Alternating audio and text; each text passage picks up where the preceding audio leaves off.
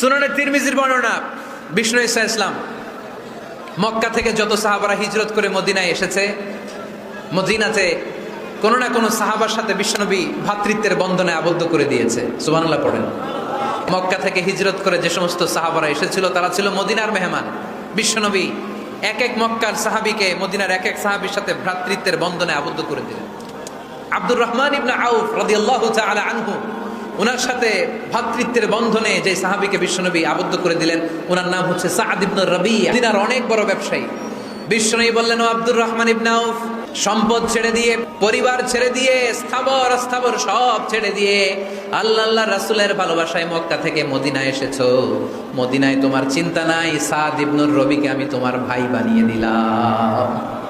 সাআদ ইবনে রবি বলল, আব্দুর রহমান, জীবনে তোমারে কোনোদিন দেখি নাই, তোমারে আমি চিনি না, তোমার নাম শুনি নাই, কিন্তু বিশ্বনবী তো তোমার দায়িত্ব আমাকে দিয়েছে। আমার চেয়ে বড় ধনী এই মদিনার মধ্যে দ্বিতীয় কেউ নাই। আজ থেকে তুমি আমার ভাই। আল্লাহ আমাকে যত সম্পত্তি দান করেছে তার অর্ধেক সম্পত্তি আমি তোমার নামে দিয়ে দিলাম। ও আব্দুর রহমান ইবনে আউফ, শুধু তাই নয়, রব্বুল আলামিন আমাকে দুইজন স্ত্রী দিয়েছে। কয়জন? তুমি দেখো আমার কোন স্ত্রীকে তোমার বেশি ভালো লাগে, যার নাম তুমি বলবে সাথে সাথে আমি তারে তালাক দিয়ে দিব। তার ইদ্যত পালন শেষে তুমি তাকে বিয়ে করে তোমার সাথে নিয়ে যাবা। সুবহানাল্লাহ। কারণ সাইয়েদনা আব্দুর রহমান ইবনে আউফ এই কথা শুনে অবাক হলেন। অবাক হয়ে উনিও এক অবাক কথা বললেন। উনি বললেন, লা হাজাতা লি ফি ইয়া আখি, ও আমার প্রাণের ভাই, তোমার কথা শুনে আমার হৃদয়টা ভরে গিয়েছে, কিন্তু তোমার সম্পদেরও দরকার আমার নাই, তোমার স্ত্রীরও দরকার আমার নাই। বারাকাল্লাহু ফি মালিক ওয়া লি আহলিক, আল্লাহ তোমার মালেও বরকত দেখ, তোমার সম্পদেও বরকত দেখ। তুমি শুধু একটু কষ্ট করবা। কি কষ্ট? দুল্লানি আলা সুক, show me the way to the market. তুমি মদিনায় কোনো মার্কেট আছে কিনা, শপিং মল আছে কিনা, ব্যবসা প্রতিষ্ঠান আছে কিনা আমারে দেখায় দাও। সুবহানাল্লাহ পড়ো। অবাক হয়ে গেলেন সাআদ বিন রাবি।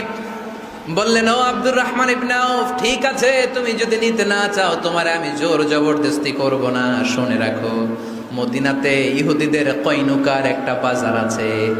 এই কথা বলার সাথে সাথে আব্দুর রহমান ইবনে আউফ চলে গেলেন। এর পরের দিন অল্প কিছু পনির আর ঘি দিয়ে ব্যবসা শুরু করলেন। পনির আর ঘিয়ের ব্যবসা করতে করতে করতে করতে ব্যবসায় তিনি এত লাভ করলেন, উনি বললেন, আমি যদি কখনো মদিনার বালুর মধ্যে হাত দিতাম ওই বালুটারও সোনা বানায় দিত কে?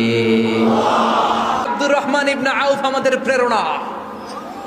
উনি অন্যের ঘাড়ে পাড়া দিয়ে খেতে চায় নাই, আরেকজনের উপর ডিপেন্ডেন্ট বা নির্ভরশীল হতে চায় নাই।